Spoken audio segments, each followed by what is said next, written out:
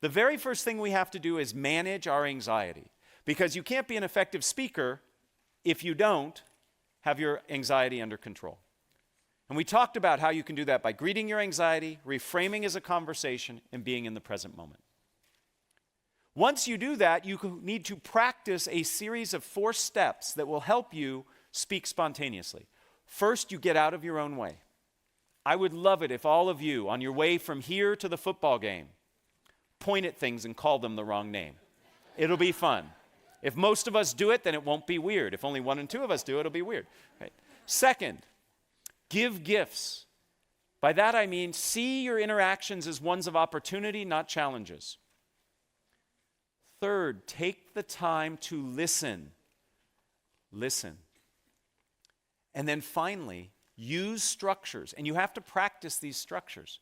I practice these structures on my kids. I have 2 kids. When they ask me questions, I usually answer them in what, so what, now what. They don't know it. But when they go over to their friends' houses and they see their friends ask their dads questions, they don't get what, so what, now what. So, you have to practice. The more you practice, the more comfortable you will become. Ultimately, you have the opportunity before you to become more compelling, more confident, more connected as a speaker if you leverage these techniques. If you're interested in learning more, this is where I do a little plug. Okay, I've written a book. Many of the MBA students who take the strategic communication classes here that I and others teach read it. It's called Speaking Up Without Freaking Out. More importantly, there's a website here that I curate called No Freaking Speaking. And it has lots of information that I've written and others have written about how to become more effective at speaking. So that's the end of my plug. What I'd really like to do is enter into a spontaneous speaking situation with you. And I would love to entertain any questions that you have. There are 2 people who are running around with microphones. So some of us who remember the Phil Donahue show, we're going to do a little bit of that. If you have a question, the microphone will come, and I'm happy to answer it. I think if you... Is it on? Yeah. Okay. We can hear you. Great. Can you talk about hostile situations? Hostile situations, yes. So when you find yourself in a challenging situation, first, it should not become a surprise to you. It should not be a surprise.